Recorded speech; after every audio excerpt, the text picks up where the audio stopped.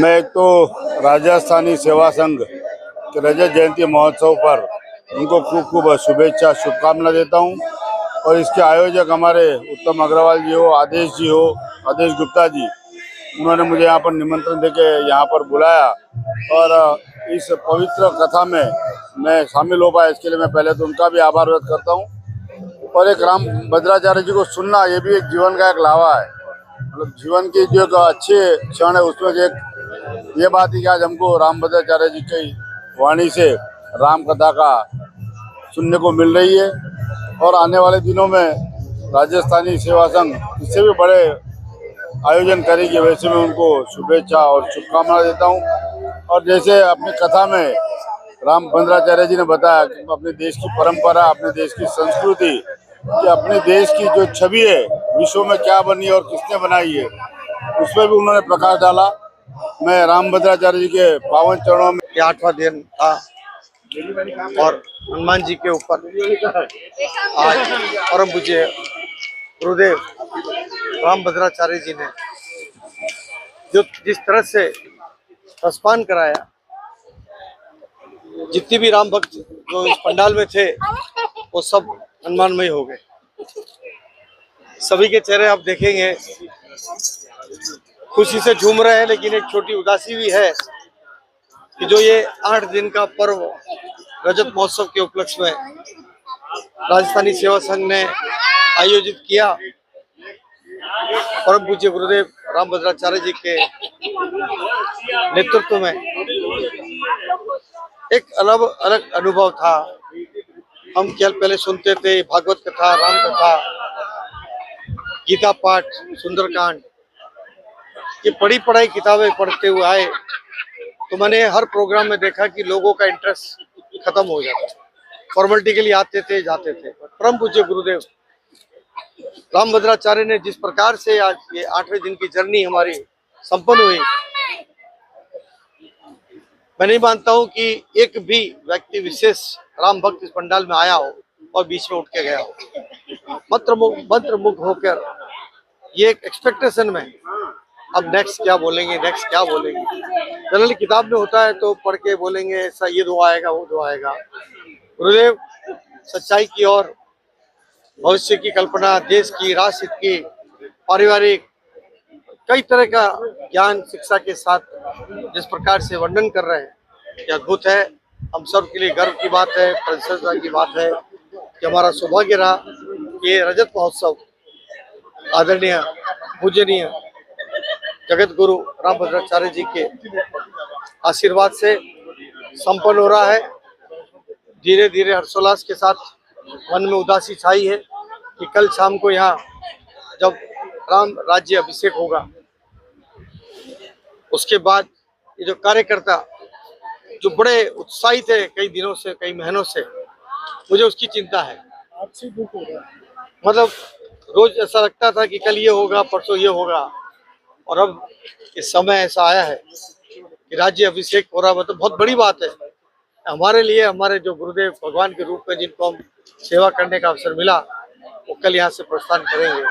हम लोगों के लिए एक बड़ा एक विचारणीय चीज हो रही है कि हम किस तरह से इस जो हमारे साथ से जो अपॉर्चुनिटी मिली है गुरु जी के साथ में रहने की, उसके लिए क्या करेंगे। लेकिन जिस प्रकार से गुरुदेव ने हमें शिक्षा दी है, 7-8 दिन से हमारे साथ में रहे हैं कि किस तरह से परिवार समाज के साथ रहकर इस देश का कल्याण कैसा करना है।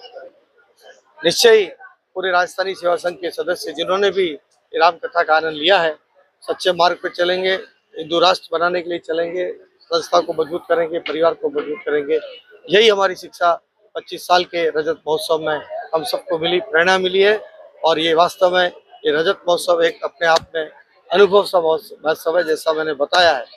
और हो सकता है कि कल भी कुछ न कुछ अलग तरह की चीज़ों की और भी हमारी यादगार की श्रृंखला जो है बड़ी लंबी चौड़ी होती जा रही है। और खास करके पूरे मुंबई महानगर में इस पूरे राम कथा आयोजन की चर्चा है, बड़े लोग उत्साहित है, खुशी है कि कार्यकर्ताओं ने खास करके जिस तरह से हजारों की संख्या में जो लोग आए, राम भक्त आए, उन्हें सुख सुविधा बहुत अच्छी तरह से देखने को मिली। किसी को कोई परेशानी नहीं हुई। प्रसाद की लाइन बैठने की व्यवस्था, महिलाओं की अलग, पुरुष की अलग, आरती की तैयारी, सब समय पे कार्य हो रहा है। ऐसा अद्भुत चमत्कार केवल सच्चे भगवान रामभद्राचार्य जी के इस प्रांगण में होने से ही संभव हो रहा है। हम सब चाहते हैं कि इसी प्रकार गुरुदेव रामभद्राचार्य जी का मेरी पूरी संस्था के सदस्य के ऊपर आशीर्वाद बना रहे, हम सफलता की ओर बढ़ते रहे। यही एक रजत महोत्सव की उपलब्धि है। यहाँ पर आकर, मैं कलकत्ता से हूँ और सुबोध अग्रवाल नाम है मेरा, और मेरे को यहाँ पर आने का सौभाग्य प्राप्त हुआ।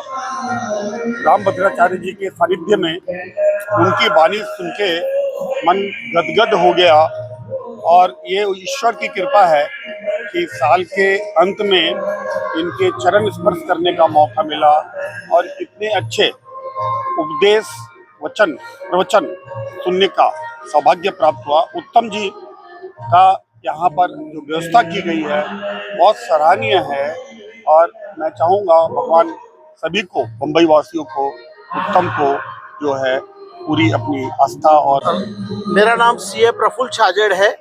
आज राजस्थानी सेवा संघ द्वारा आयोजित हमारे परम मित्र उत्तम प्रकाश जी अग्रवाल जो इसके अध्यक्ष हैं, उनके द्वारा और उनकी टीम द्वारा जो आज ये अनुभव मुंबई शहर को मिला है, जहाँ पर सनातन के सर्वश्रेष्ठ पुजारी आप और हम सबके गुरुदेव आदरणीय रामभद्राचार्य जी महाराज साहब, इनका आज हमको प्रवचन और प्रत्यक्ष दर्शन का लाभ मिला, उसके लिए बहुत बहुत शुभकामना है।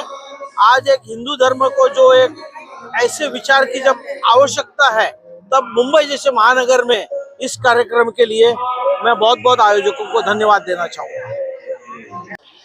ऐसा है भैया, हमारे पास तो कहने को शब्द ही नहीं बचे हैं। अब ये 8 दिन का पलक झपकते निकल गए हैं और परसों विदाई की बेला है। ये सोच कर हम सब काफी भावुक हो रहे हैं, क्योंकि राम कथा ने हमें 2 महीने से इतना व्यस्त कर रखा था कि हम शायद घर बार भी भूल गए हैं अपना। तो अब राम जी के आगमन का जितना अच्छा स्वाद था, अब उनके जाने के नाम से हम शायद उतने सब उदास हैं हमारी सखिया। लेकिन राम यहाँ से भले जाए, लेकिन हमारे दिल में तो हमेशा राम है और राम रहेंगे। जय सिया राम। क्या कहना चाहेंगे, बोलिए। मैं तो क्या, गुरु जी घर पे आए, घर पे स्वयं भगवान आ गए हैं, तो इससे ज्यादा तो मेरे को दुनिया में और कुछ चाहिए ही नहीं है। मैं तो गुरु जी से दरख्वास्त करूंगी कि हमेशा हमारे घर पे पधारे और घर को स्वर्ग बनाते हैं। जय श्री राम। हनुमान जी किधर है? हमने कहा था कि कलयुग में हनुमान जी रहेंगे, आप आज कलयुग में आप हनुमान जी दिख गए, अवतार यहाँ पे दिख चुका है, क्या कहना है? हम तो सिर्फ एक ही कहेंगे, जय श्री राम, जय श्री राम। उत्तर दूंगा तो रावण मारेगा, इससे बढ़े राम जी के कहां से मरूं। उत्तर दे तो मोहि बधम अभागे, अरे कष्ट न मरऊ रघुपति सर लागे। भगवान तुलादास में राम जी का मारीच से रावण ने कहा, ओ कपट मृग तुम छड़कारी। रावण ने ये नहीं कहा था तुम सोने के मृग, तो राम तुम्हारे ओला भी होता, ओला बल बुझते। भगवान के प्रताप ने कन्या राशि में प्रवेश किया।